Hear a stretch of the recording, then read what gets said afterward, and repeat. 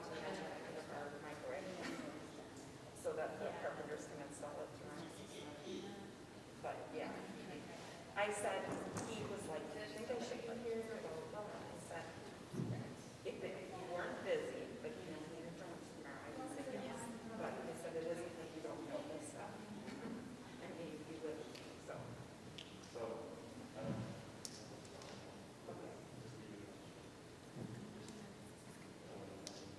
Yeah, I mean, it's altered a lot. You aren't going to recognize it. I'll tell you that. Because I couldn't even find the ones that we did for those TVs. Couldn't find that one in the move, so I thought, well, let's throw it together. She came in during my class of biology. She's like, yeah, your virtual now. For 2 weeks. Oh, you're gonna push it in longer than it is too. Well, I thought.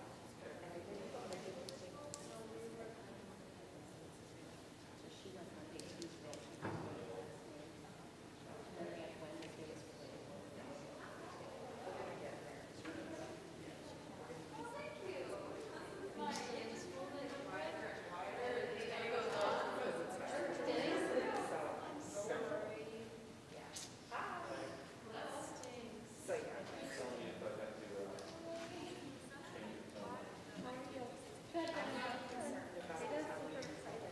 yeah.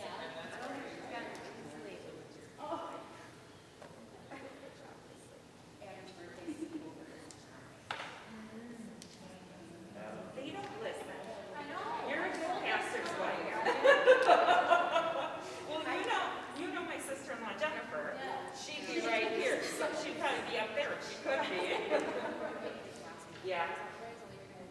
I told them to come up and they don't listen to pastor. So, they're doing the house in the middle of the house. There you go.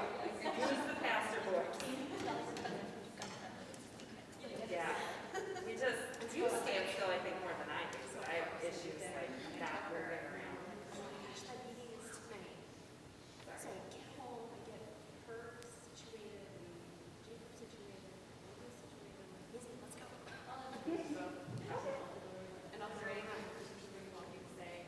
We'll introduce what we do.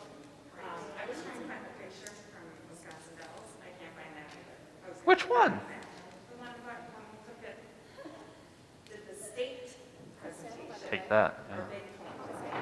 And then you went on to bigger and better. Pictures of it? Yeah. Oh, okay. You took First, it. I should show you which I'm gonna use that for a long time. Sure. So Alicia's husband is one of he's the assistant city attorney. Are you guys like Thomas Cameron?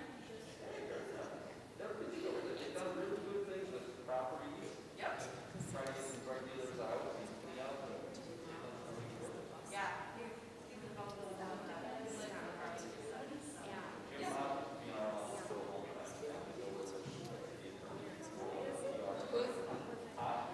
Oh, yeah. Yes. He is, yeah. Thomas is very happy that he's going to handle all prosecution, so. Well, he's fresh out of it, so. I was like, just a year. If she's on a sausage, she must be. And then just That sounds about right. And then when we stay over on the.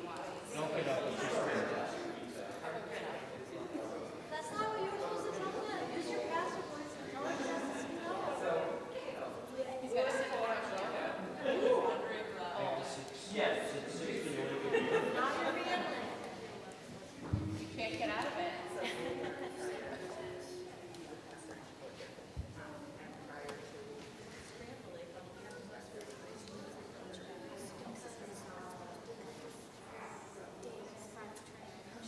It is.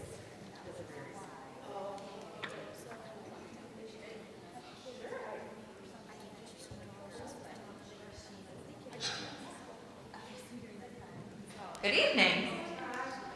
Thank you for coming out, and thank you for everyone who's watching on live stream. I think there's a good crowd today. So, I am Alicia Cameron, and I'm PTF president, and I've been working with Beth Heilman for almost to get this presentation. She's been extremely passionate about this topic and works with us, so we are very blessed to have her in our midst, and her guest and co-presenter, Joel Romansky, and I will let them introduce themselves. But housekeeping, this mic will be live, and if you have a question, please use it so that everyone watching online can hear you.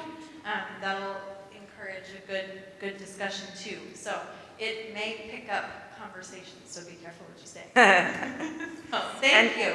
And I'm gonna take this off now that I'm talking. Phew. Please don't hesitate to ask questions because of us doing the live streaming, likely if you have that question, someone else does too. Move over here because otherwise I have to look at you separate. All right, so anyway, I'm gonna have Joel introduce himself first, and then because most of you know me, but I'll introduce what I do and how we started presenting together. So, go ahead.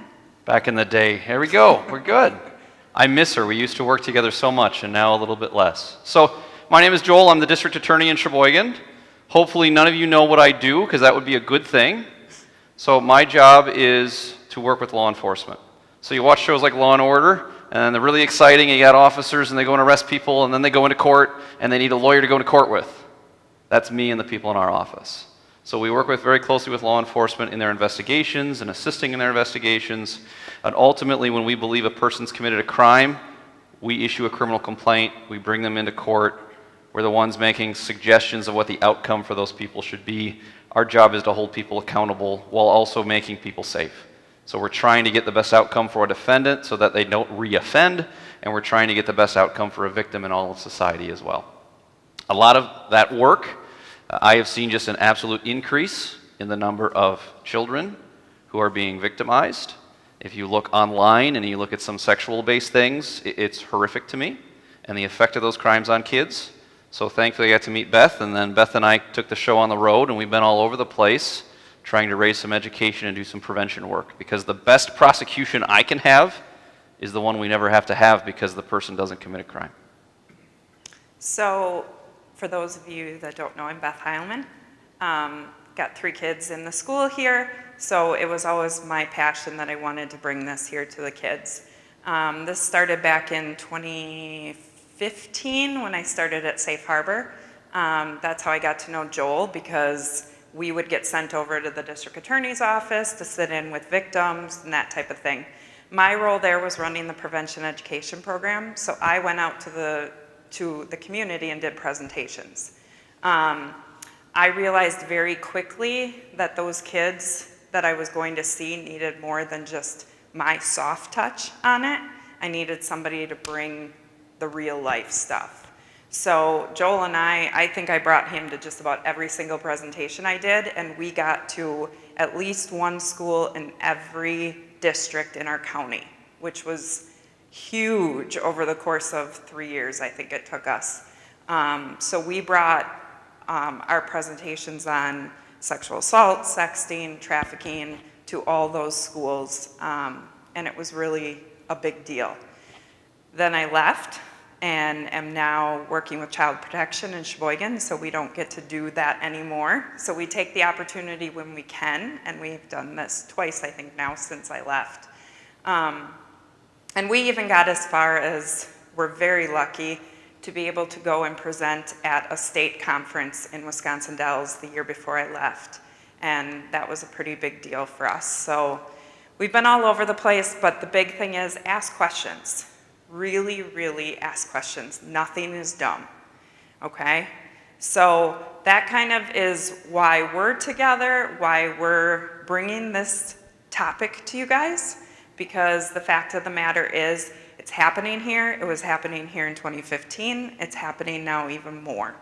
So the information that we're going to give you is not meant to scare, but it is scary. And the important part about that is it's okay to be a little scared, because then you're going to be a little heightened, all right? So that's why I wanted kids to be able to be involved too at an appropriate age so that they understood. And Joel will bring you real life Sheboygan County cases so that you can see it's happening. And even as far as here at school, I know at least 3 different individuals that have gone to school here that have been involved with this. So we are not protected from it either. We just got to be watching what's going on. Okay? Any questions before we start? When it comes to asking questions, I agree. It's great to ask questions, but I always have a rule I carry with me when I go places, and that is, if you have a question, don't put anyone's name in it. Right? I may know who you're talking about, and that's fine, but someone else here or watching live stream may also, and they may be offended or bothered that you use that person's name or give that example. So you can do hypotheticals. Lawyers love hypotheticals. What if a person did this? Right? And that's perfect, and we can answer those questions. Okay? Same goes for kids. If you know something and you want to know, don't yell out who it is, okay? Hypotheticals. All right. I also like to do interactive, so please help me out here. All right, so anyone but my son, because he saw me flipping through this before, anyone that can tell me the most used social media apps in 2019 by teens, the top 3. Snapchat. Okay? Facebook. Okay, Snapchat, Instagram, Facebook. Any other thoughts? TikTok? Okay, so number 1 was YouTube. Number 2, Instagram. And number 3, Snapchat. How many of you youngsters have one or all of these? All of them, okay? And I'm guessing it's the same at home. Harmless, right? You think, except for YouTube, that's banned in our house. But the other ones, harmless, right? But they're really not, okay? Unless we're using them properly. All right, so we're gonna talk about some of the, I need to go this way so I can see too, but only this far. All right, so some of the issues with teens and social media, okay? So 50% of the ages that we're kind of talking, so we're talking 14-ish, 24-ish, kind of a big, broad area. But 50% of the people in that age group have experienced technologically abusive behavior. Any ideas on what that might be? What would be included in there? What? Cyberbullying, yep. Anything else? It's okay. We'll talk about them. 22% of people in that same age group in dating relationships say they feel like their partner checks up on them too often. Right? So one of the things that I was doing when I was going around to the schools was talking about teen dating violence. And one of the biggest ways that teens are abused by their partner is by monitoring their social media, demanding that their partner hand over the phone, checking in where they were, texting them 15 million times a day. And we talked about that a lot because unfortunately, and I won't ask these teens to talk about it, but unfortunately most of the teens we talked to said, well, why wouldn't I let them check my phone? What's the big deal? And so we had to explain why that's not normal, that's not okay. Only people that should be allowed to check your phones. Presley? Mom? Parents, yep. Yep, absolutely. And somebody texting you over and over and over again, they also thought that that was normal. So think about that, okay? If your mom was texting you 15 to 20 times a day, what would you think? Would you like it? No. I'm seeing obvious smiles Yeah. that they would not like it. Okay, so think about that. If you don't want the person that's supposed to love you unconditionally and love you the most, you don't want them checking in on you 15 to 20 times a day, why would the dating partner? Okay, so those are important things to think, but that's a real easy way for a dating partner to manipulate and control. A 2013 study found that most frequent form of harassment or abuse was tampering with a partner's social networking account without permission. Nearly 1 in 10 teens in relationships report having this happen to them in the last year. So that goes with that. messing around with it. Maybe think about the partner that guy and girl, guy doesn't like, girl is talking to this other guy. So now they're messing with their social media so that they can't. That type of thing. In the same survey, 7% of teens reported that their partner sent them texts, email, etc. to engage in unwanted sexual acts. And 7% of teens reported being pressured to send a sexual or naked photo of themselves. So we're going to be getting into this because this is huge, huge, even though Joel and I have spent a lot of time in the community talking about why we shouldn't. And I don't buy that 7% number. That's way too low. I mean, we take phones in the DA's office all the time through law enforcement, and sometimes you cringe at what you see on those phones, and the frequency at which you find it is just horrific. Mm-hmm. Yep. And the last one, 54% of teens said they'd be a lot more worried about social media if their parents knew exactly what they were doing online. That's a lot.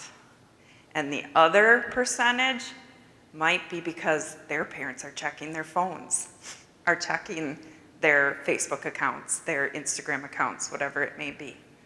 But think about that. All right, I lied. We're going this direction first. All right, so we're going to talk about one of the biggest issues with social media, with phone usage, kids on the internet. Does anybody know what sexting is? I'm sure you all do. That's my boy. Go ahead. Talking about sexual things on texting. Okay. What else? Who else is brave? This is one of the hardest questions of the presentation. Pictures. Yeah. Mm-hmm. Yep. So one of the most disturbing things I heard when we were doing these was that people were sending pictures of themselves to someone else to ask them if they wanted to date. Before they were even dating, that was their way of, I don't know, asking for someone's phone number back in the day. So that was disturbing to me, that people look at it as that blasé. Worse than that. I just got to check them on. Here we go. Worse than that. So we would go whenever we went to our classes, and middle school, high school, college, or university, we would always ask, how many of you know someone who sent or received a sext? Okay? High school, and Beth, you can correct me, high school, it was about 75 to 90% of the people raised their hand. Okay? Middle school, half, sometimes maybe up to 2/3. Mm-hmm. Okay? Now, hopefully you're sitting there as a younger person here going, middle school, that's disgusting, okay? I hope those kids actually thought that, right? But we're seeing it a lot. Why are we seeing it? Because it's seen as the norm, okay? And there are a lot of reasons why it's seen as the norm. I think we're going to get there, so I don't want to jump ahead. But we talk to school resource officers, I do, in the work that I do. So through the City of Sheboygan Police Department, they have a lot of school resource officers. In the county, there's some others, right? And they're smart. They see what's going on. Teachers, they know what's going on. And some of the feedback from the kids is, this is the norm. Don't you know this is what we do? And yes, even I wanted to know if he wanted to date me, so I sent him a picture so he could see the goods to see if he wanted to date me. Okay? Blame the Kardashians. That's what I like to do. Okay? But people think that it's the norm and it's okay. And if you don't do it, you're abnormal at this point. All right, 15% of teens who have sent or posted nude or semi-nude, which is what we're talking about with sexting, it can be either, images themselves, send these messages to people they've never met before but know from the internet. Now, a lot of that comes from the safety that you have behind a screen. Think about how many times you've texted something or wrote something online that you would never say to someone's face. It's the same thing here. You're safe behind the screen. You're not going to see their reaction. So now you're talking to somebody online, they ask for this, and boom, we don't even know them. Okay? Statistics reveal that 63% of teens use sexting to appear funny or flirtatious. That's an awful large percentage. 1 in 4 U.S. teens are sending sexually explicit videos, photos, and text messages. Does that sound better? 1 in 4? That feels closer to the numbers, yeah. Yeah. So you think about that. When we would do this in the classroom, you know, I've got a whole bunch of kids in front of me. I would tell them, think about if you count off every 4th person in here. So even in this room alone, if you were all teens, we'd be talking 1, 2, 3, probably 4 people just in this room. Now think about your entire classroom, the entire school, how much it's happening and just viewed as normal. Statistics indicate that 1 in 12 teens has forwarded a sext without consent. So we'll talk about what that looks like in a little bit. The person that gets it, the person that sends it, and the person that gets it from somebody else, okay? We'll talk about if we think they're all guilty or if someone's safe in the picture. 53% of teens that sext are girls, while only 47% are boys. To me, those percentages are pretty close, but it kind of shows you where the target is. 40% of teenagers have posted or sent sexually suggestive messages. So not necessarily pictures, just comments. Okay, so what do we want to think about if we're a teen and we're facing this? Because there is not just the legal ramifications, which we're going to talk about. There's not just being punished by your parents if they find out. There's this big thing called social. So we're going to talk about all those different things. So the first one, do you want to do this? So you're Snapchatting with someone that you just met or have been with for a long time or are talking to them, text message, whatever, and they ask for this. First thing that should pop into your head is, do I even really want to do this? Because a lot of times that person doesn't necessarily want to. So if someone is pressuring you to send these messages when you don't want to, or if they threaten to share your private photos or texts, they're not respecting you or your boundaries. And a lot of times it doesn't just end with, hey, can you send me a picture? And you say no. Do you think that's where it's going to end? What type of things do you think that that person will respond? Think about a dating relationship, even adults. Think about when you were younger and you were dating. Somebody asks you for a picture and you say, no, no thank you. What are they going to come back with?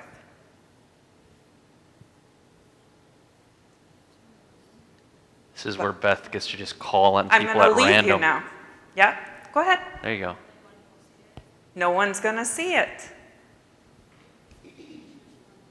It's just one picture. Do it or I'll share it with the world. What are you, chicken? Don't you love me? Everyone's doing it. I'll find someone else who will. But of course, Snapchat, right, that stuff, that image goes away after a few seconds, right? It's gone? No? Oh, you mean there's screenshotting? Oh, that's right. That's right, there is. Why don't you talk about other ways that it can be found? So there are a lot of ways that we find this material, okay? One of them, the National Center for Missing and Exploited Kids, organization out there that's meant to try and help and take care of and safety net our children, okay? So what'll happen is sometimes websites will police themselves. So they see content that a user has posted and they will reach out to the National Center for Missing and Exploited Kids and say, hey, here's some information. Here's a username, here's a date, here's some additional identifying information, and here is an image or images that came from this account that we're concerned about, okay? I just issued a case today where a tip came in that a person was using Twitter and sent out sexually explicit image, okay? So then law enforcement in that agency gets a hold of it. So then you say, well, how does law enforcement know? So when you are using a device, whether it's at home using your internet or using your phone, in order to get on the internet, you need an internet service provider, right? Okay, ISP. So the internet service provider, we can find out who provided you the internet service. Once we know who provided the internet service, we send what's called an electronic service provider warrant, or in DOJ in Madison, they can send an administrative subpoena. They can find out the address where you get service or the address where you logged onto the internet service provider with your device. Now we have a home address and a name. So then officers come to me and I say, I'm happy to give you a search warrant to go into the house. But if they knock on the door and you're not there, they leave, right? They don't leave. They kick the door in. And the warrant authorizes them to take anything and everything that could store a picture or an image or could go onto the internet. So we're taking cell phones, we're taking computers, laptops, tablets. Doesn't matter if it's school or not. Doesn't matter if it's for a family member's work or not, because we don't know that. We take it. We're taking gaming systems because some people are going online and doing gaming, and there can be exchanging of messages and communications there. We're taking cell phones. It all comes back to the police department, and it's forensically searched. So a forensic search means we're not just turning it on and looking, but we plug it into computers and programs, and we take an exact image of everything that's there. Then we get to look through it. Okay? We can look at all of the images. We can look at internet search histories. We can look at communications, messages, whether they're text messages or multimedia messages. We can dig into all of these areas and we start finding, what do we have on the device? Okay? Sometimes, very rarely, we talk in a single image. More often, we're finding dozens, sometimes hundreds, every once in a while, thousands of images of child pornography. I've seen child pornography that's gone as low as infants, okay? And then you're talking 4-year-old, 6-year-old, and ultimately, by definition of law, child is under 18. So a 17-year-old engaged in that behavior, we're talking about illegal activity as well for those images. So those kids that think, hey, it's no big deal, it's legal, we'll get there, but it's not legal. So sometimes you have web providers, whether it's Twitter, Instagram, Snapchat, you name it, they police themselves, they report it, and it comes to us. Sometimes we're doing separate investigations. I love cell phones, right? Think about how much you do on your cell phone and how much your phone shows who you are and what you do. For those of you that have had a phone and you drive past a Target or a PetSmart and you get a little notice of, hey, there's a sale here, that doesn't happen at random. Your phone is continually reaching out, and all of the internet Wi-Fi that exists, even in neighborhoods, your phone makes a ping, I was here, okay? That gets loaded up to the email address that you have on your phone. Because we all know that when you get that new smartphone, you got to put in your email address for whatever it is. Okay? So, sometimes we're doing an investigation, and I always say to law enforcement, did you take their phone? Let's search their phone. Because people use their phone to communicate about drugs. People use their phone to talk about alibi for certain offenses they may have done, planning certain offenses, to go on the internet and investigate things that they could do or may not do. Or, because of just what we talked about, your phone can track wherever you were and give us directions of where you've been. So sometimes we're doing a completely different investigation. We search a phone, and now we have these sects, and we identify these sects in that way. Sometimes it's adults. Okay, your teachers are a whole heck of a lot smarter than you give them credit for, and more observant than you think. And they are noticing and they are hearing about students that have certain material, certain content. Sometimes we have parents that say, hey, I got this. I have a case, and it's not necessarily rare, okay? Unfortunately, some people are having these sects, and they're sending them to others. I have a case right now where there was a breakup in a relationship. The male party of that relationship wasn't happy, so he sent content to the girl's mom, okay? So there's a lot of ways that this information comes about, and then it gets in the hands of law enforcement, and we investigate. And our investigation is to determine what is it, where did it come from, where did it go, to try and retrieve as much of it as we can, but also to hold people accountable when they're engaged in the activity. All right, so the next question, and obviously, yeah, please. Yeah. Otherwise, we have to repeat the question for the live streamers. So, going back to that now, if I can think of my train of thought. So once you guys get a hold of it, investigation, forensics, and whatever else, can it be permanently deleted after that, or is that something that totally stays with you for the rest of your life? I wish we could get rid of it. But we can't get rid of it. Okay. So I'll give you a quick story. Can I give a quick story? Of course. Okay. We had a case. This was a man who had some child pornography on his computer. Okay. The story that he gave was that he went to an adult website where it was just a chat room. Okay. And in the chat room, as he's communicating with what's supposed to be another adult, that person said, "Hey, do you want some images? I'm actually," I think the person said 12 or something, I don't know. "Would you like to see some pictures of me?" And the guy said, no, I'm not going to do that. Okay. The person came back to it, and then the guy said, "Yes, okay, sure, send it to me." All right. The person received a number of images that were in fact child pornography, and that's how the tip got to us, and we came up and collected all this evidence from him. Okay. He claimed that what happened was this person who sent it to him then followed up with, "Hey, you got to send me money and do these things, because if you don't, I'm going to call police and turn you in." So he was trying to claim he's, innocent victim to this, which he wasn't. But the real nature of why I bring up the story is because as law enforcement, we wanted to try and identify who is this person to determine their age. And law enforcement was actually able to identify this woman. And they reached out to her, and she was living, I think, in Michigan at the time. She said, "Yes, that's me. When I was 15 or 12, whatever that age was, I was in a relationship with boyfriend, and I consensually sent him some, and he must have at some point sent them out there." Because she told us that right before our detective called, law enforcement from California called and said, "Hey, we got these images of you." Now, this is years later. She's older. She's an adult, but these pictures are still out there. Once you hit send, you can never get it back. Now, on the law enforcement side, we hope that we can get there fast enough that hopefully it hasn't spread, and if we seize that device, we're not giving it back, we're destroying it.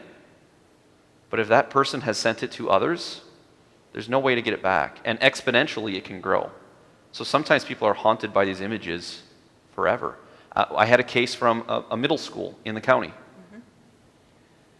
Kids were going around collecting sects. So we're talking pictures. Middle school kids, okay? So we're talking pictures of body parts that should always be clothed, that weren't. So these middle school kids were going around collecting them, and they created a website, and they put them all up there with the students' names on the images. And when law enforcement got involved, they took it down and recreated a different website, different name, and tried putting it up again. Okay? You can't get rid of it. It's there, and it doesn't go away. And that's one of the things where kids so often don't think ahead. Okay, I'll do this now, not thinking about if I do this now, what happens next week, next month, next year, or when I'm applying for jobs and people do Google search, and that comes up, right? So you can't get it back as much as we'd like to get it back. So we've kind of alluded to it already, but what about it makes it illegal? The images. What makes the images images. illegal? What are they?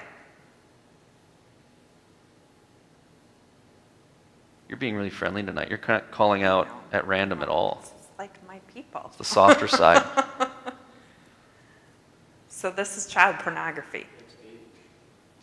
So we're going to talk about whether it's 14-year-old sending it to 14-year-old, 14-year-old sending it to 18-year-old, 30-year-old. We'll talk about that, okay? So sending, owning, or taking naked or sexual pictures of someone under the age of 18, called a minor, is generally illegal. Even if you both say it's okay, never send, store, or forward these pictures, okay? So that's the general overall of it's child porn. So the definition, just to be a little more clear, because it's what I try and do, okay? So we're talking about images. We're talking about people under 18, and they need to be what we refer to as sexually explicit, okay? That means we got to be simulating certain acts, or the area that most often comes into play with these images would be the lewd exhibition of intimate parts, okay? So posing as a sex object, certain parts of body that are visible shouldn't be visible, okay? So naked picture of a person, right? Some people call it art. Doesn't necessarily fulfill the obligation of child pornography, but a lot of these sects do. even if it's not what we categorize as child pornography, there are many other laws that come into play where a person can be charged for sending or receiving this type of material as well. Okay, so I promised, yep, go ahead. Yes. Do you want the microphone? Yes, please. There you go. When you said that naked people is claimed as an art, what about in the museums where they make statues and they have those statues? What is that naked? So everyone has their constitutional right to speak, okay, and express themselves, and some of that is seen okay. So when we're talking statues and we're talking just general naked photo, if there's artistic value, nothing illegal with it. Okay, so Michelangelo, we can't go back in time and arrest him and put him in prison. Okay? So it all comes down to the nature and extent and the details of what we have. So as upsetting as it can be to law enforcement, we have specific members of law enforcement who are trained, who have to go through these devices and look at these images, and they're the ones that say this would be qualifying as child pornography, this is not. Okay, so I told you we'd talk about the different key players in this. So the person that asks for the picture, are they in trouble? If this comes out, what do you think? Who says yes? Raise your hand. What about the person that takes the picture and sends it back? Are they in trouble? Who says yes? What about if I'm the friend of someone that he sent it to me and then I sent it on? Am I in trouble? Okay. What if you asked for it? So let's do the classic locker room thing, okay? You know, someone says, oh, I got these pictures. Oh man, you gotta send me this picture. Okay, I will, sent. Then all of a sudden, you know, law enforcement gets involved and that person's thinking, hallelujah, I didn't open it. How lucky am I? Is that person in trouble? They didn't open it, they didn't see it, but they had it. What do you think? How many think yes? Yeah, they're in trouble too. So Joel, break down the three different categories. So we got the distributor. So if you're sending images, technically you're distributing child pornography, right? And that's not how most people look at it. I'm sending a nude, which the person asked for. So, you know, I go to my room and I lock the door and I take out my phone and I take a selfie and it has these things showing, right? Okay. If it's sexually explicit, you have just delivered child pornography. If you're just possessing it, guess what? You're possessing child pornography. If you have it but you haven't looked at it, you're possessing it with the intent to view. Okay, if I can establish your intention is to view it, and I would go into evidence and say, hey, why did the person ask for it unless they intended to look at it? Okay, possession with intent to view is illegal too. And I think we have consequences up here. We do. Yep. Now the consequences are different. And this is where, because sometimes people start panicking at this moment in schools, I do my caveat, okay? I get the chance to, in my unique role, I can kind of determine the importance of things that we do, right? So some places may say, hey, kids are kids, no big deal, let it go, okay? But to me, this stuff is important, okay? But at the same rate, while it's very important, that doesn't mean that we're taking every 18, 17, 16-year-old and putting them in prison for doing this, okay? So there are a lot of options of what we can do. Now, is it true? It is, that under certain circumstances, if you possess just one image of child pornography, the law in Wisconsin says you're going to prison for 3 years, goodbye, okay? Absolutely, that's the law. It's a mandatory minimum. Now, there are certain factors that come into play. How old are you, okay? What is the age difference between you and the person in the image? There is the ability to charge someone with possession of child pornography if they're a certain age and the person who's in the image is a certain age close to them, where it's still a felony, but it doesn't come with mandatory, you have to go to prison. As I also said before, there are other statutes that can be used that don't recall and require mandatory prison. But you see the gravity of what we're talking about here. Again, under certain circumstances, 3 years prison, goodbye.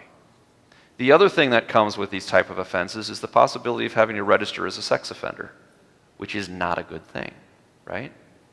So, in Wisconsin, there is a registry, and if you're an adult and you're on the registry, your name is there. So you can go home and go to Google and go Wisconsin Sex Offender Registry, and here comes a website. And you can either search it by a person's name or you can search it by an address. And when you do an address, you can do a radius of 1, 2, or 3 miles around that address. And when you click the button, you're getting a map with all these little balloon dots. And it's not a dot of where's the nearest Walmart, Target, whatever. Each one of those dots represents a sex offender who lives there. And when you click on the dot, you get information about that person. You can get a picture of them, you get their name, you get a connection to the case and what they were convicted of and what the sentence they received. Sex offenders need to register for up to 15 years after their sentence is done. Some of them have to register for their entire life. In fact, on possession of child pornography, if we're talking that mandatory minimum 3 years, if you're convicted of 2 counts of possession of child pornography, you register for the rest of your life. And that can be 2 pictures? Done. 2 pictures. You register no matter where you live. So let's say you move from Wisconsin. That's great. Go to Minnesota. Don't know why you'd want to, but so be it. You got to register in Minnesota. Okay, you still have to register. Let's say you say, all right, I'll ditch this. I'll go to Europe. Doesn't matter. You have to register there for the rest of your life. Name, address, where you're working, vehicle information, a lot of information. If you don't register it, or if you don't update it when there's a change, well, that's a new crime. That's called failure to comply with the registry. It's a felony offense, and now you come back and we deal with that all over again. You're seen as a danger with kids. So there's statutes about certain activities you can't engage in. We just came off Halloween. You can't allow trick-or-treaters at your house because you're seen as a danger. You're seen as a predator. You are seen the same way as what doesn't often happen, but in people's minds, the person in the white van with no windows offering candy to get kids into a car. Okay? You are seen at the same level having to register as that person, just for having some pictures, and everyone's doing it anyway. Not to mention felony means no guns for you for the rest of your life. Can't vote while you're still serving your sentence. So for people that are thinking, I want to be a teacher, a librarian, I want to go to the military, I want to be a police officer, for umpteen different reasons, you've just kissed that career opportunity goodbye when you engage in some of this behavior. Going to college will be tougher. Like you said, trying to get a job. I see it in my workplace now, foster families or people that take placement. We look up sex offenders in the area, not to mention we look up their backgrounds, and they can't do it if they have anything. Real quick way of ruining your life. So then the next question we're asking ourselves, if we get that message, will it be shared? So we don't know. But I'm going to ask you guys, how fast do rumors spread? Even here. They don't spread here, come on. How fast did they spread when we were in school? It was quick. This is like a rumor. And I can guarantee you that if a kid would come in with it and tell their buddies would have it before the first period. And then it's just going to go from there. And the one thing I told kids is think about you walk into a classroom and there's a group of people in the back and they're laughing. What do you think they're laughing about? You're going to think it's you. Or you're walking down the hall and they're looking at their phones. What are they looking at? It's probably me, right? Because that's what you're going to think. And you're not going to know who's seen that picture and where it went. But it would stay within just the school, right? I mean, it's not like it goes outside the school walls. Let's show our video. Brought it. All right.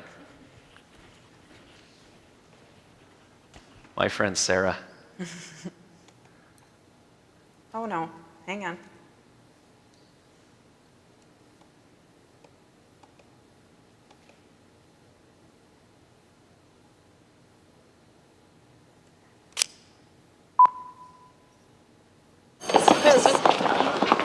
Hey, Sarah. Oh my gosh, he's so cute. How do you know him? Come on, Donovan, do it like I taught you. Love the new tattoo, Sarah. Let's go! Dude, what? Dude, that's Sarah. The girl in the pink shirt. That's the girl I was telling you about. Oh, that's Sarah? Theater 2 on your left. Hey, Sarah. What color underwear today?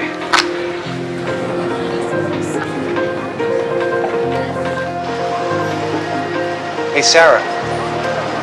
So when are you going to post something new? Anything you post online. Whoops.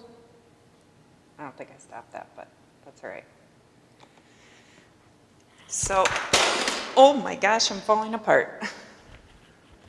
All right, so think about that. He talked about before these pictures spreading, and we talked about the social fear of that and having to walk around school, not knowing who's seen it. Maybe your teachers have seen it. Maybe it got to your sibling or their friends, your neighbors, your parents. You have no idea. And imagine walking down the streets of tiny Howard's Grove and not knowing who saw it and who didn't. I certainly wouldn't want that feeling. So, what do you think would cause it to spread? So if you're in a relationship with a person and you send them a picture because you trust them, you've been together with them for years, right? How might that picture get out there when you just sent it to them? Because the first thing you say after you send it is always what? Is it go show everybody? No. Don't show anybody, anyone. right? It's always what you say. So what do you think might cause it to get out? Yeah. Break up. Other thoughts? Okay. They're just mean? Yeah. Yeah. Friend steals their phone. Yep. Bragging rights. Revenge. Yep. So, you might trust the person now. You might really trust them. You might even be married to them and trust them. But a breakup, and now they're mad because who knows what you did to cause that breakup, and they've got this, and that's a perfect thing to use against you. Someone shares it, like I said, the buddies in the locker room, oh, you gotta show me that picture. He shows them the picture, and now it's like, oh, now I can show other people. Because think about it. So I used to have a percentage on here, I don't have it anymore, of the number of, so if I'm dating Joe, and Joe asks me for a picture and I send it to him, how many Joes in the world do you think would pass that along? It was a very smallish percentage. I think in the 20s, 20-some percent. Okay, so that boyfriend is sending that picture. Now that boyfriend sends it to his 3 buddies. How many of them do you think send it on? We're talking more like 50-some percent. So what happened between boyfriend Joe and these guys that more of these guys are passing it on? What do you think? Yeah? They're the friend. They're not the girlfriend. They're the boyfriend. What does it mean? They don't care because it's funny. They probably don't even like her because now he's spending more time with her. And they have nothing to lose. So think about it. The further it gets away, the more people that share, the less they care. The less they even know who this person is. So you're risking a ton just by sending it to that one person. Like Pastor Bodie said, the phone could be stolen, could be hacked. Somebody, I mean, how many of you lose your phone on a regular basis? Who knows whose hands it gets into, right? Family or friends find the photo online. Okay, there's a lot of ways, there's a lot of different reasons that one trusted person might pass it on. Any questions on that? Yeah. She's running. Go ahead. takes it in a different direction, but we're assuming that where the picture originated from, that this one is the innocent one. What if vindictive, she sends that because she knows she can get someone in trouble with possession, just because, and again, I understand that we're talking friend, Yep. right, boyfriend, girlfriend, but she or he has no legal obligation from the start. They do. So she's innocent, he's innocent the whole time. So when does the one where it originated? So we're talking distributor. What about the originator? So the person who sent it can also be charged because they've distributed it. Yeah. Now, we look at a lot of facts and circumstances that go into the decision of who to charge and when to charge. Sometimes that person's not charged because sometimes the reason it's sent is the things we talked about before. If you loved me, you'd send it. Why don't you send it? What's the big deal, right? So there's some coercion that went into it. So sometimes we don't charge it, okay? It gets to the bigger point that is good to address now. What do you do if you get one of these? Let's say someone's being vindictive and sends this to you and you didn't ask for it, you didn't want it, and now you don't want to be held accountable and get in trouble for it. My best advice is you go to law enforcement or you go to a trusted adult, and hopefully everyone has at least one trusted adult, and you say, I got something I didn't ask for, I didn't want it, someone sent it to me. It's almost like you're turning yourself in, and you wouldn't do that, most people, unless it's because you really didn't want it and something's happening. And then law enforcement has the ability to go back and find out from that person. So we talk about phones. So cell phones, a picture on a cell phone or a computer is nothing more than symbols and numbers and things. It's called metadata. That metadata can include such information as the model or device that took the image, as well as the longitude and latitude of where it was taken. So we may be able to go back and we can identify exactly who took the picture, when they took the picture. Not only that, but we can try and identify who sent it, where they sent it from, when they sent it. Okay, so we can go and investigate and move backwards. Because the last thing we want is someone who gets it that truly, they didn't ask for it, they didn't want it. Okay, we should hold the person accountable who's trying to send it or get them in trouble for some reason. Yeah. Not to mention there's a crime for, let's say I have it and I'm going to vindictively send it, and then I report, hey, this person's possessing child pornography, right? If I'm threatening them to get them in trouble, you can't be doing that either. So law enforcement gets involved in those circumstances if they exist. So for any kids that might be panicking, because when we would do this presentation to start with, kids were like, you could see the, oh my gosh, I'm going to be in so much trouble. We give the top layer. We give what could happen, and it very well could happen. But I encourage you to remember the good answer to this. We have police for a reason. They do their job and they find out what really was the facts. They're not just taking the whole group and throwing them in jail, okay? So I also encourage people, if you are freaking out, please go talk to somebody about it. Because it doesn't, you come forward, it shows, like Joel said, it shows a lot more that you're just trying to make things right. All right, before we move on to the next part, any questions on the sexting part? Yes. Yeah. If you are like in the circumstance where someone you get a random number on your phone and you're like, oh, I wonder what this is, and then you check it and you see some sexting and you have no idea what's happening, what do you do? Bring it to someone. Yeah. Yeah. Because that does happen. We went and did a presentation at a middle school, and there was a girl just bawling afterwards and left, and her teacher brought her back in, and what had happened was she was on her computer or something at home, and that she had gotten an email or a pop-up, I think it was a pop-up, that was inappropriate, and she thought she was going to jail because of this. So that it's important for you to know this, but at the end of the day, so much of it can be answered with go to a trusted adult. And I firmly believe that everyone in here has a trusted adult, even if it isn't your parent, that you have a teacher, pastor, someone. And if they don't know the answer, they know how to get a hold of me or Joel or the police or somebody that can help you get the answer. Only caveat there is if you get a hold of law enforcement, or certainly me or someone in the DA's office, there are people that are mandatory reporters, which means if there's a child who's abused or neglected, they have to report it, okay?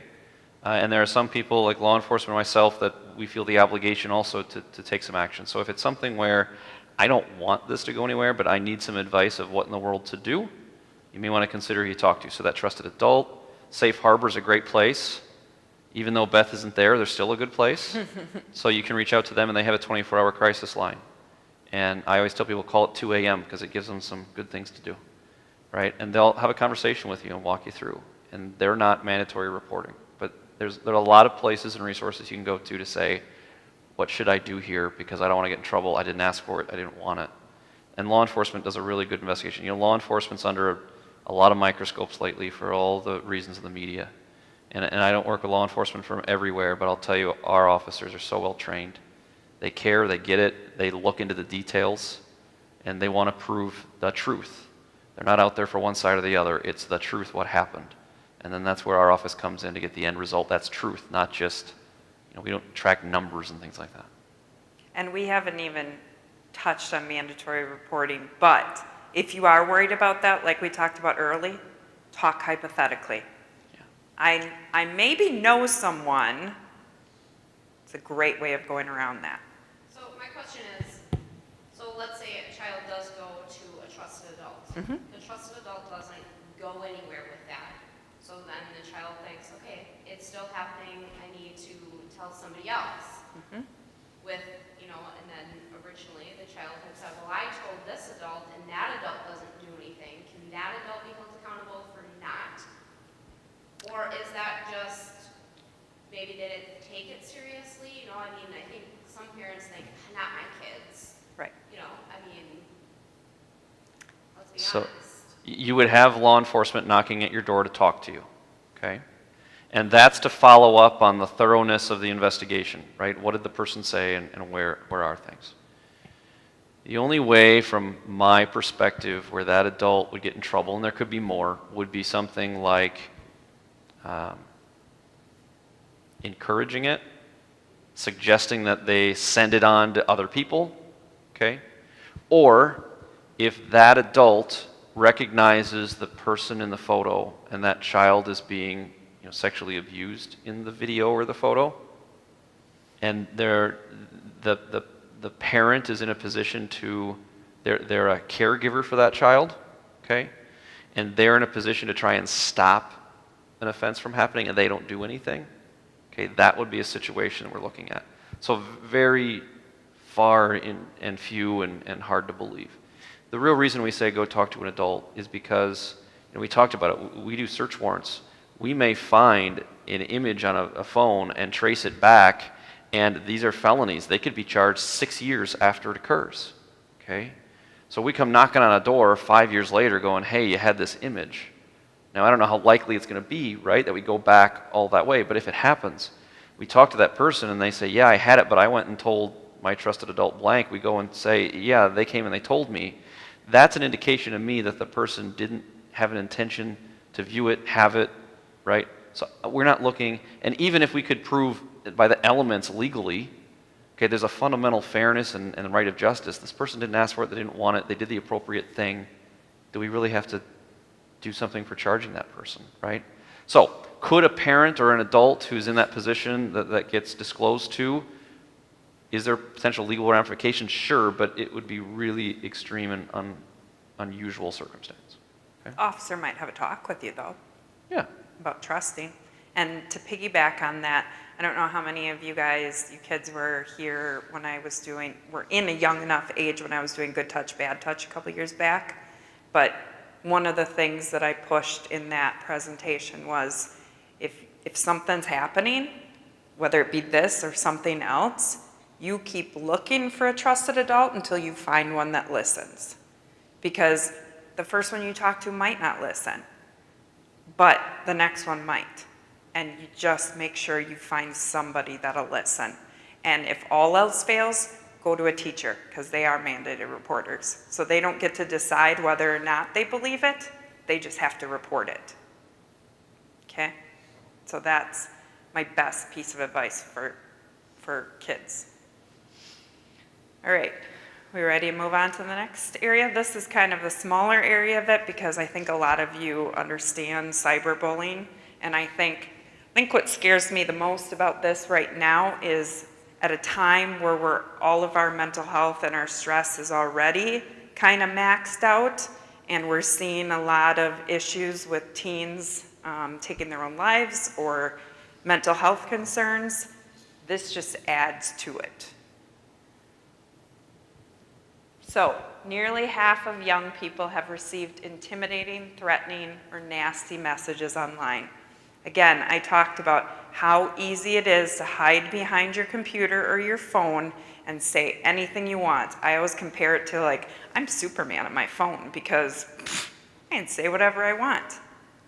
But that doesn't mean it's not hurting someone else. Children and young people are using social media for longer periods and using multiple profiles. So, you may have the same person on multiple different profiles and suddenly you don't even know who you're talking to anymore.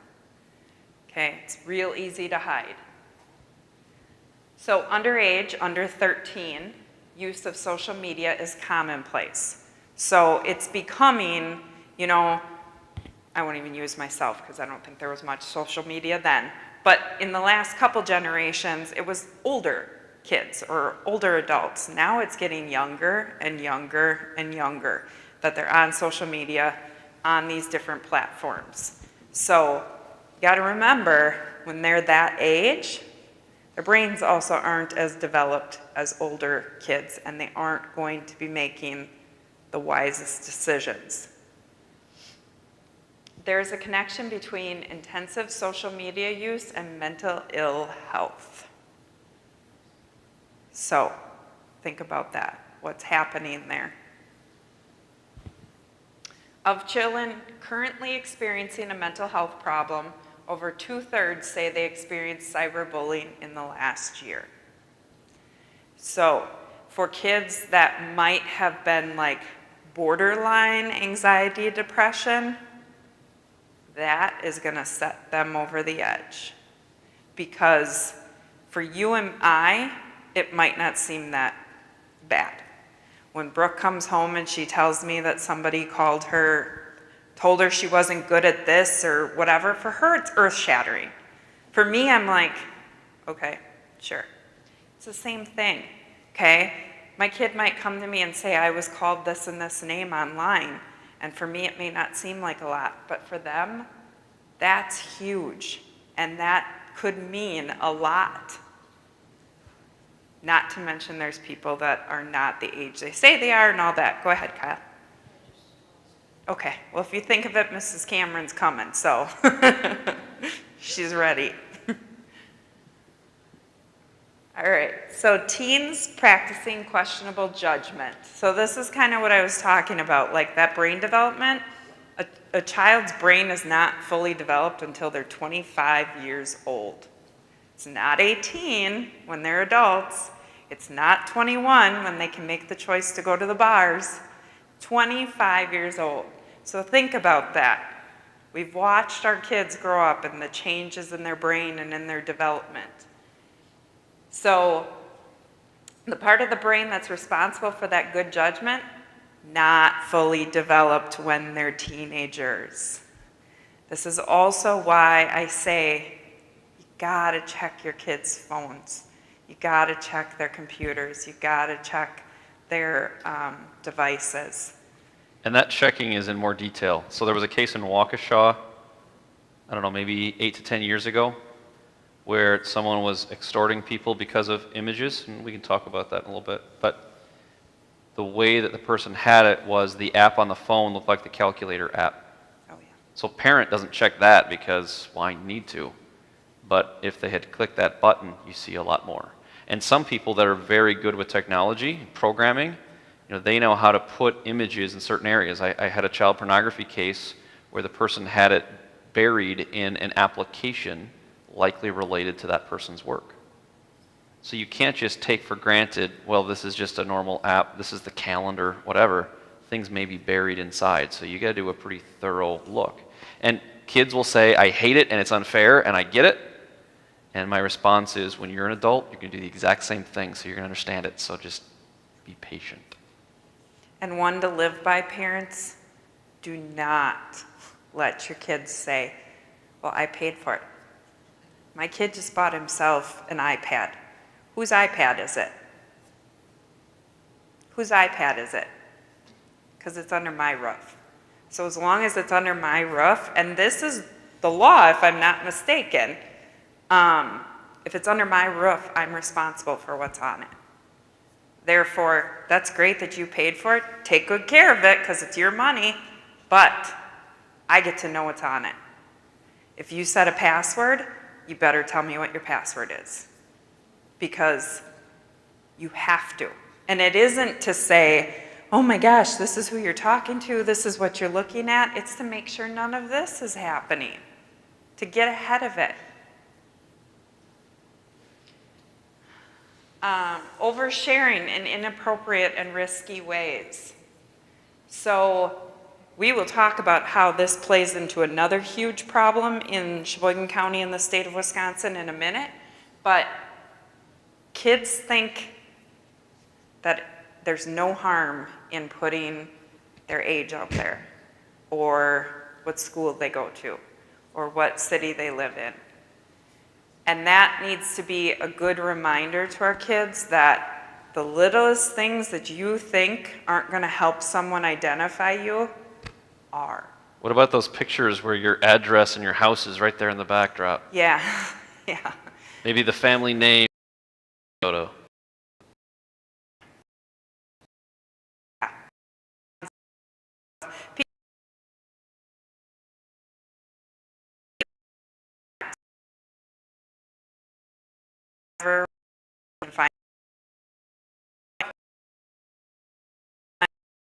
And your ad showing.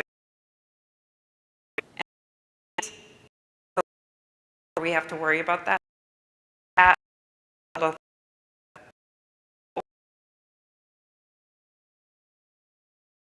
About next. And like that. Go ahead. So, as a parent, I know my kids will be way better at technology than I will be. So where do I go to learn about where I should chuck the calculator at? Or are there resources for parents to help them stay ahead of their children who just pick all of this up naturally? We're never going to be ahead of our kids in it. It's just natural. They've grown up with it. However, thankfully, there are sites or apps now that you can pay for, that you can link your kid's phone and their devices right to yours, and it'll alert you when there's certain topics that come up in searches or in a chat, pictures, things like that. That's probably going to be your best bet, but also trying to stay knowledgeable, searching everywhere you can. Best thing you can do is have them in the room with you when they're on their devices. And I don't know if they're still doing it, but Department of Justice has, so State of Wisconsin Department of Justice, it's huge, a lot of different areas. They have their own Department of Criminal Investigations. You can think of it as state law enforcement, not state patrol, but detectives and investigators. They used to have a podcast that they were doing that was all about internet safety, and sexual assault and sexting behavior. Okay? When you're talking about those particular apps or something that you can buy to connect your kids to your phone, is it like certain takes? You know, like you put in, you may, I mean, maybe you don't know, but like, if let's say she was searching for something inappropriate, it would take that so then it would alert me? Or it's like, do you know how that works? You know, because I'm thinking, okay, I don't need to know everything she's No. talking about, but, you know, like you're saying, okay, if there's something inappropriate that Yep. I should be aware without going through her whole phone, that I would be notified. The one I was told about, and I didn't look too much into it. I really should. Now he has a phone, but it only let you know, it only sent you alerts if there was something inappropriate. And I don't know if you have to set that a certain level. I don't know that. But yeah, because I agree. I don't want to have to sit there and scroll through every single thing he's done either. But I will. Hang on one second. There was one I heard of on a podcast. It was called Force Field, and Okay. I never looked into it a ton, but they were saying that it shows you whatever pictures your kids are sending, and you can monitor how much you want to know. It will show you their location, and then you can go back 24 hours. Where were they 24 hours ago? If they're gone in the evening, you can turn their phone off from your phone at a certain time of night. So that was pretty much Yeah. controlling everything, but Yeah. kind of nice. Well, and there are nice ones like that. I mean, I have pretty much the generic one, the family link, where he has to ask for approval to download certain apps. It turns it on and off at certain times. So yeah, there are generic ones like that, but go ahead. She's coming. So about the cyberbullying thing, the earlier form of Facebook where a guy's name was a college online website in which you would monitor or say how beautiful people were. Is that cyberbullying? Tell me a little bit more about what you mean. So they would they would have their college students and their classmates and stuff, and then they would have a website where they would have they would have the pictures, Got and it. then you would rate on a scale of 1 to 5 how beautiful or handsome they were. In my opinion, yeah, it's a form of cyberbullying because it comes down to the whole judging people's beauty versus other things. And if I'm on there and somebody's saying, ranked pretty low, I'm probably not going to feel real good about it. Before we leave that topic of cyberbullying, just a little perspective of things too. So when we go to schools, we certainly have heard discussions where some kids as young as elementary school are not coming to school because they don't want to deal with being picked on by the kids in school because of things the kids have posted online about them. And you got to put your head into the body of that kid. I mean, imagine you're elementary or middle school. What's one of the most important things to you? Do you have friends and your status, popularity? I mean, you remember when you were in high school, you had the sports, the jocks, the cheerleaders, right? Everyone has their area, and if you don't fit in, they're all making fun of you. Okay, so we have kids that don't come to class because of things that are said. So there's one aspect of cyberbullying. Another area that, again, I focus a lot on the sexual assaults and the sexual behavior because of the incredible outcomes, negative, that it can have on people.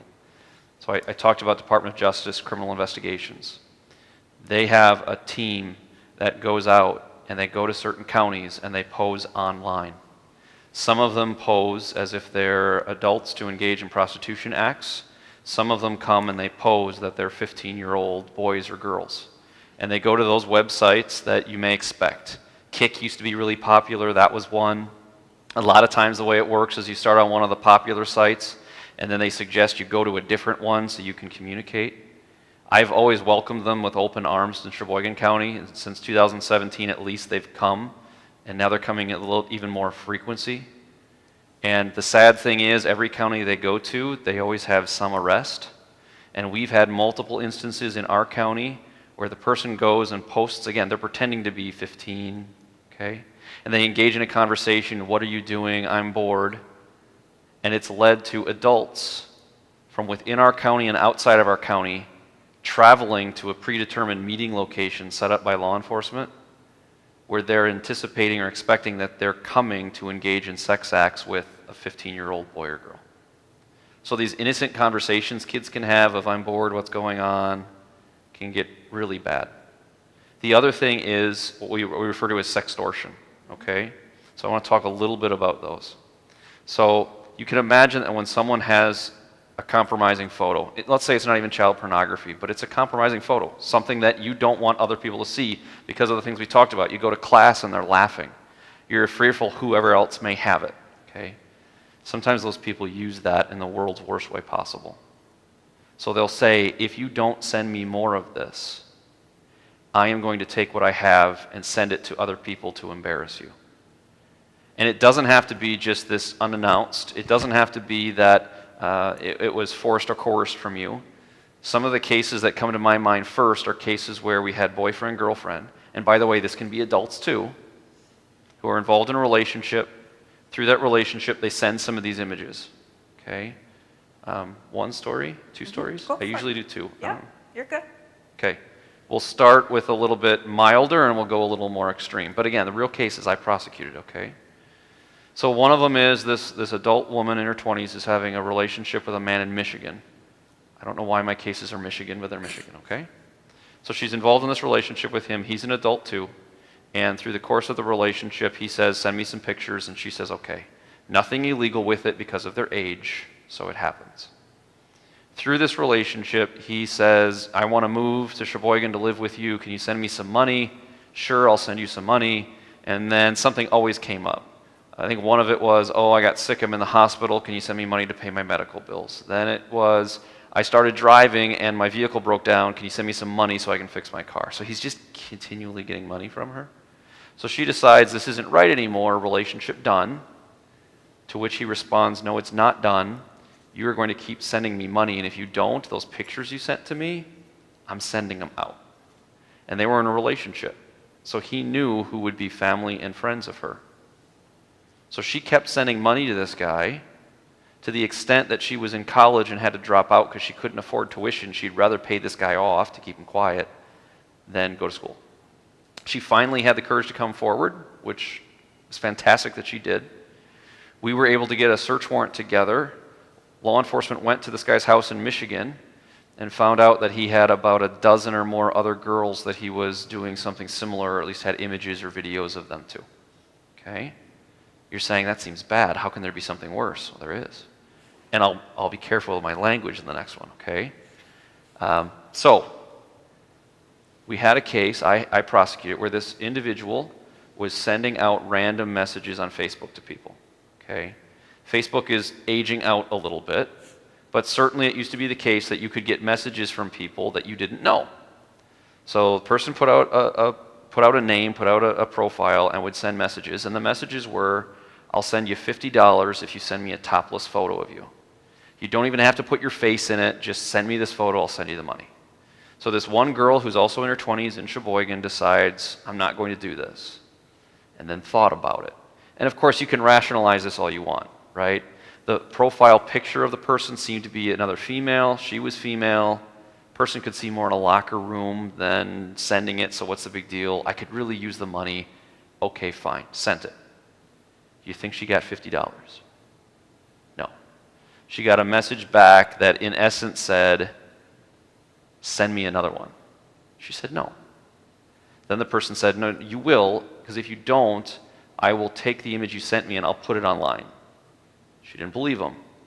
She got another message. It was a link. She clicked on it. There's the picture. Okay. Now, of course, to send the money, this person had to give some identifying information. So my recollection is that was on that link website she clicked to. Now the terror sets in, right? So this went on for her for a year plus, is my recollection. This person wasn't doing it for money. This person made this female on a regular basis do things and send things that were highly inappropriate. Even played off multiple identities and said, hey, this is the address you got to go to. You have to engage in certain activities with this person there. Okay, and this person did it and described some of the things that happened. Okay? And remember, this is initially via Facebook, and what is something that at least used to be, again, it's aging out, it used to be a race of how many Facebook friends can I have, because that's my status of popularity, the more friends I have. And you can pretty easily tell those that are probably family because of last name or photos. So she was absolutely terrified about what was happening and kept doing this because she realistically felt that this person would send these pictures and videos, and they got disturbing to her family, her friends, and others. I even had the unfortunate opportunity to read some of the transcripts, right? There were times the person would count down. You got to send it, otherwise I'm sending 5, 4, 3. Vile behavior, okay? She finally came forward. Pretty bad state in her life, came forward. Law enforcement took over her identity online and set up another meeting, all along believing this was one person the whole time, and they were right. But this time they sent an undercover officer, arrested the guy who, by the way, was on, when he figured it out, got on the roof with his computer tower under his arm. Didn't work. We searched his computer. We found evidence, obviously. We also went to where she said she had to go to engage in activities. Found direct evidence that what she was telling was true. He got to go sit in prison. Okay, so those instances started out with, hey, boyfriend or consensual or what's the big deal, I'll just send it. And the bullying comes in with, now you're going to continue to do these things that you don't want to do, because if you don't, I got you, and I'm going to ruin your life. That stuff can happen online all the time. So we got to be really careful and protect our young people. So the last part of this that we're going into is probably one of the scariest, and that's human trafficking. And we're going to talk about how that starts online. So kind of, so I can gauge it, how many people have heard of human trafficking? Okay, so most. So it's not something that's new to our county, and Joel and I will be the first to admit we're not the expert on it. Unfortunately, she's not with the police department any longer, but if you ever get the opportunity to hear a full presentation about human trafficking, I highly encourage it, because this is something that all of us across the board can help protect against. And unfortunately, Wisconsin, Sheboygan, high in the nation. There's been at least one case of human trafficking in every county in the state. Sheboygan, you'll hear stories about how we're really high and one of the leaders. My response to that was we had Tamara Remington, who was detective for the city, who was just incredible. She had people talk to her and tell her things, and she had a pulse on what was going on better than anybody else. And it wasn't that we have more human trafficking than any other county. It was that she was so good at finding it, investigating it, and stopping it. So it's actually a positive because she was so good. And now we have a new detective, and I was dealing with him today. He's really good, and we're going to be okay. So this is by far one of the scariest things as a parent that you can imagine. And one thing I want to point out is this age group sitting right in front of us, the kids, that's the age group that's getting targeted the most, okay? So really important to note. So what we're talking about with human trafficking is selling people for sex acts, okay? So just kind of to put that out there. Like I said, I would love to get you the whole presentation, but we'd be here another 2 hours and you'd be like, woo, work night, a little bit tired.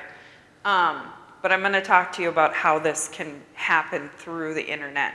And unfortunately, that is the way it's happening now. We are in the digital age, so it isn't happening face-to-face like it used to be. So online recruitment has existed for as long as there has been widespread access to internet platforms. So we're talking a good, 10, 15, 20 years? The National Human Trafficking Hotline has recorded recruitment in all types of sex and labor trafficking on social media platforms, including, but not limited to, we'll see how many you know, Facebook.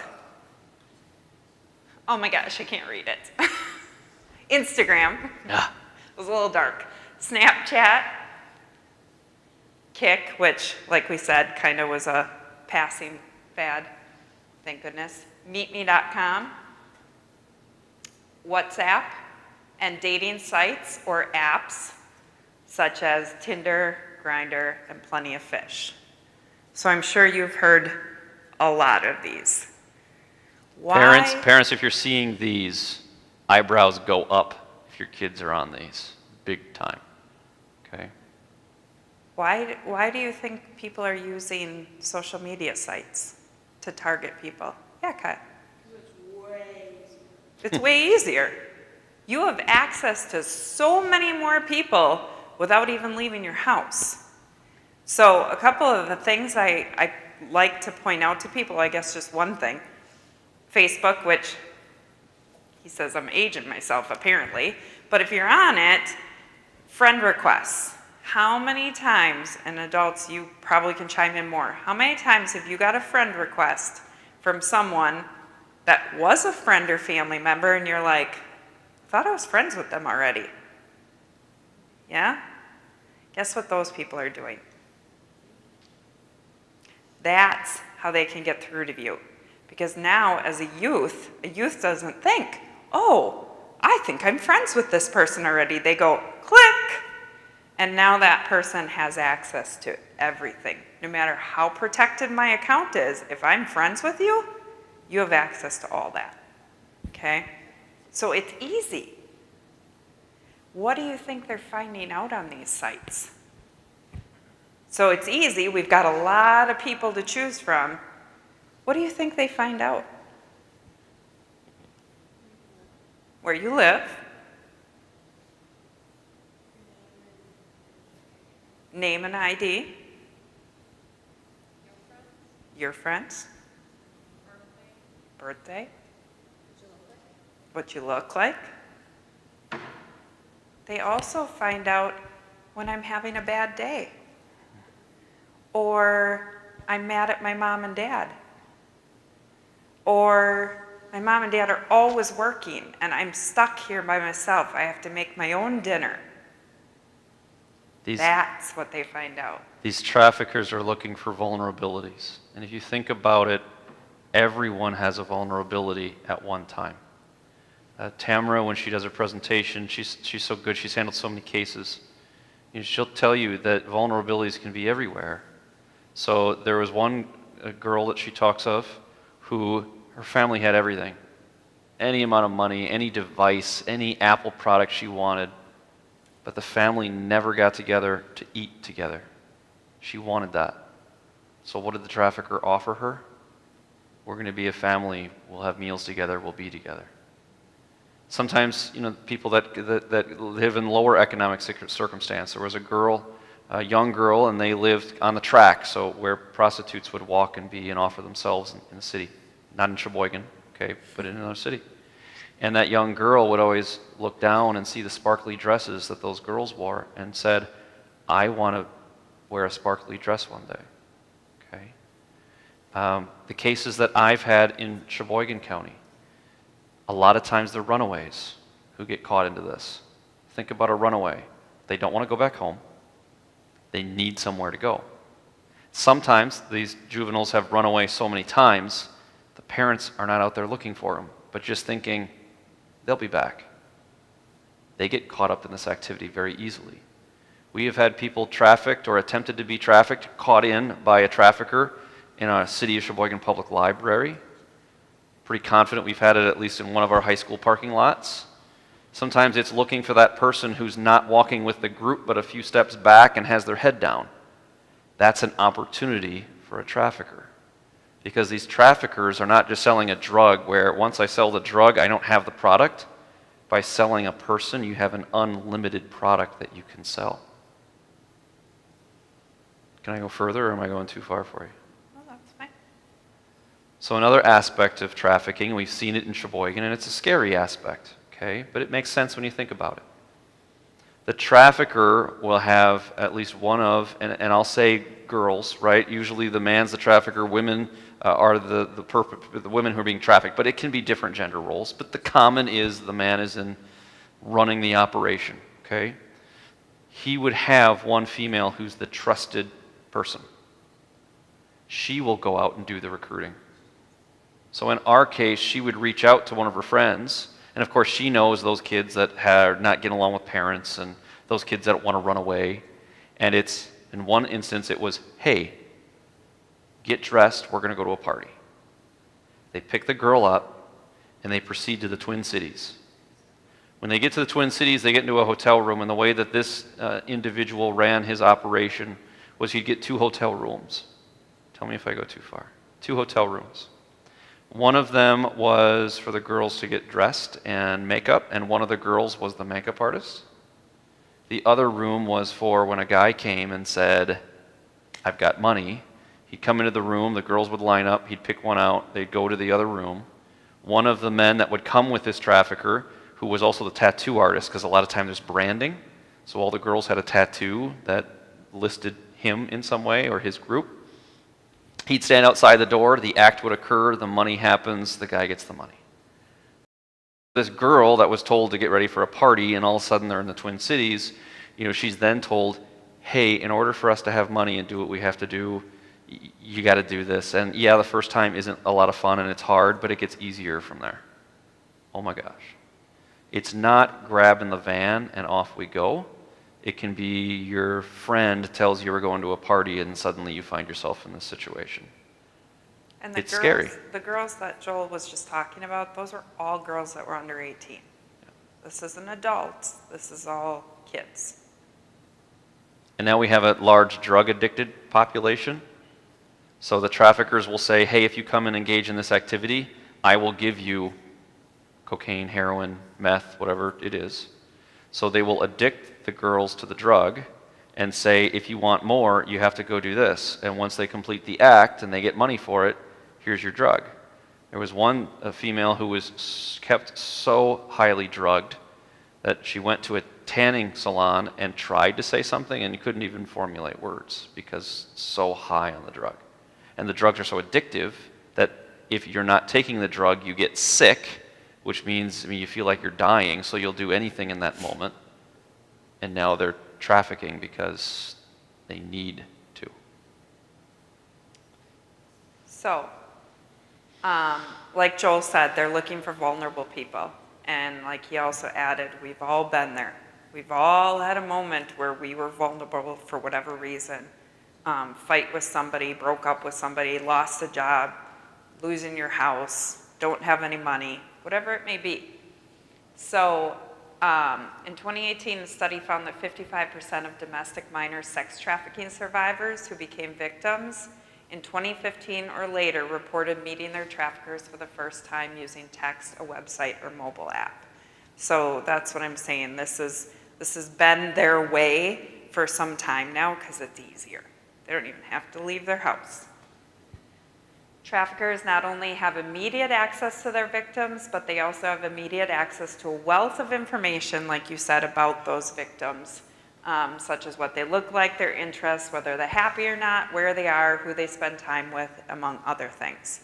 So it is not uncommon for one of these individuals to spend a great deal of time learning about you. It's like their job. Well, it is their job. So it may not be, oh, I've been watching you for a week and now I'm gonna take you and do this stuff. They can spend up to a year learning all about you so that they can then bring you in. And there are different types of these traffickers. Some we refer to as guerrilla.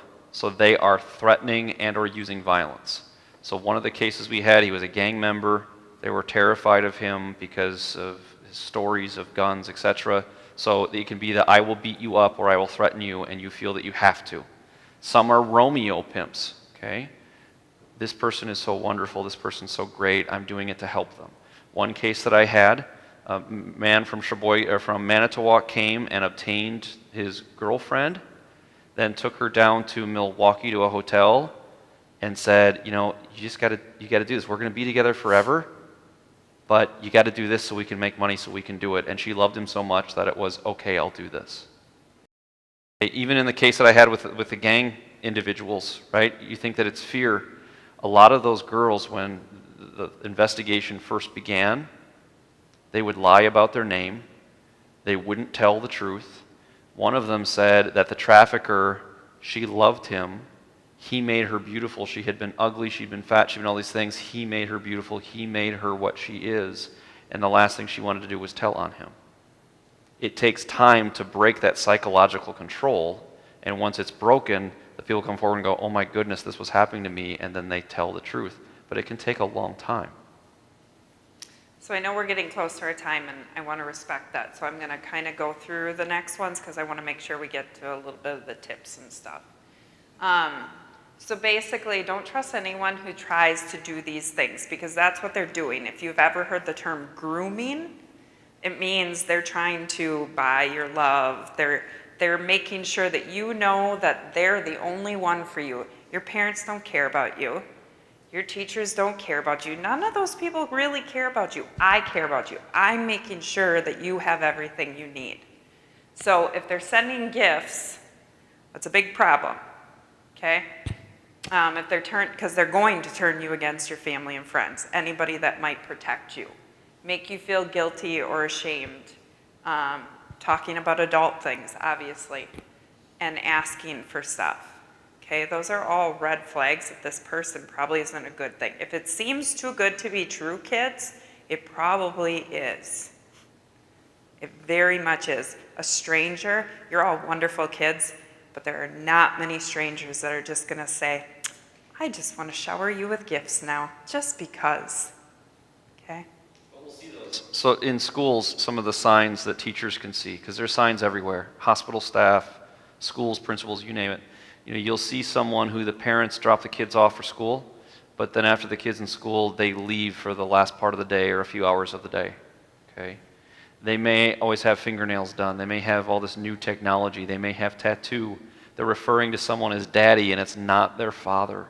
There are all these little signs and tips and indicators you can watch for.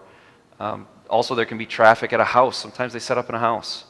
There was one trafficker who was a good-looking guy, very athletic. He looked like Donald Driver, and he was trafficking people in our county. And law enforcement went up afterwards and did a neighborhood canvass, and some of the feedback was, you know, it was really odd. There were a lot of people at all times for short periods there, but he was such a nice guy. He'd put on a Donald Driver jersey and take pictures with us. He just seems like so nice, so we didn't call on it, even though it seemed weird.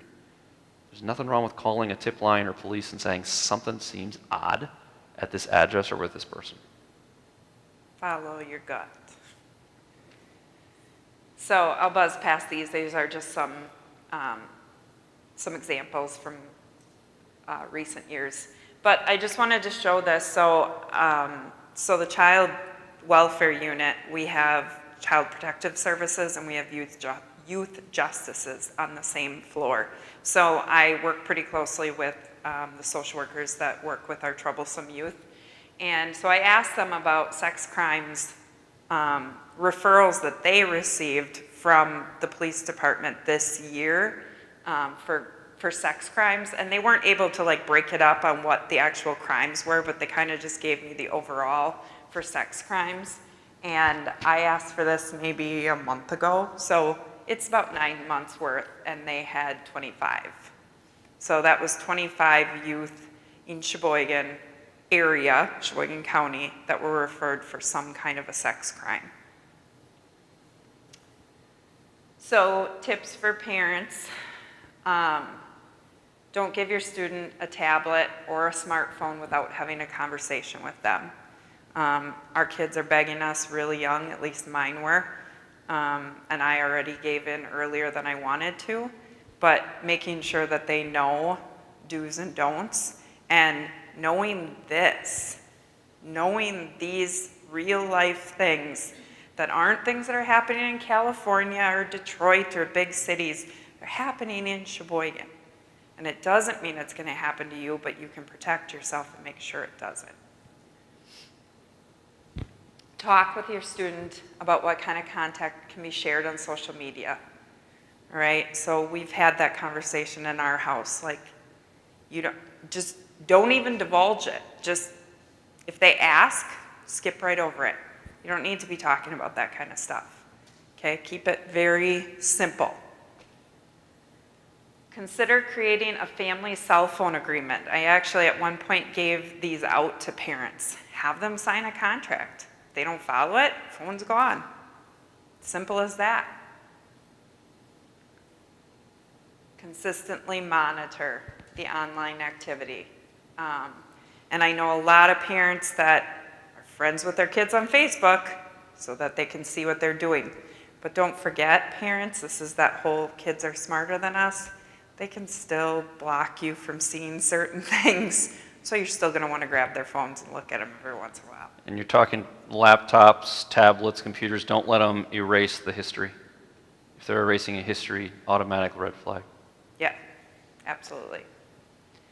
And if you see negative behavior, don't wait for it to get worse. Step in. And maybe it's not your kid. Maybe it's messages your kid is getting from someone else. We have to protect everyone. Talk to that other parent. Make sure they know, hey, might want to check what your kid's doing online.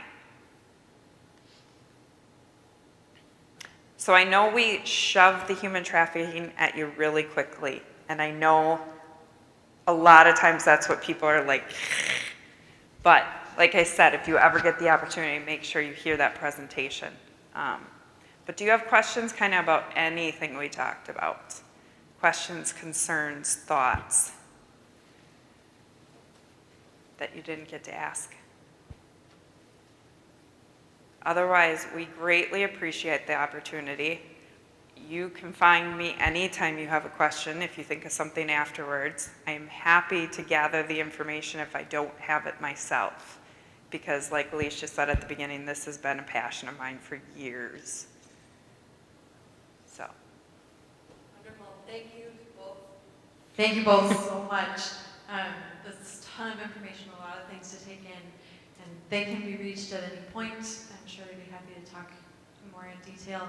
If you have any other questions or topics or things that you want to learn more about, we are more than happy to bring in presenters to talk about the things that we need encouragement about. It's nice to hear from people within our own community and church family that understand what we're living through in a sinful world and can help each other navigate that and continue to live in the grace that God gives us together too, which is ultimately where our goal is. So thank you both so much. Absolutely.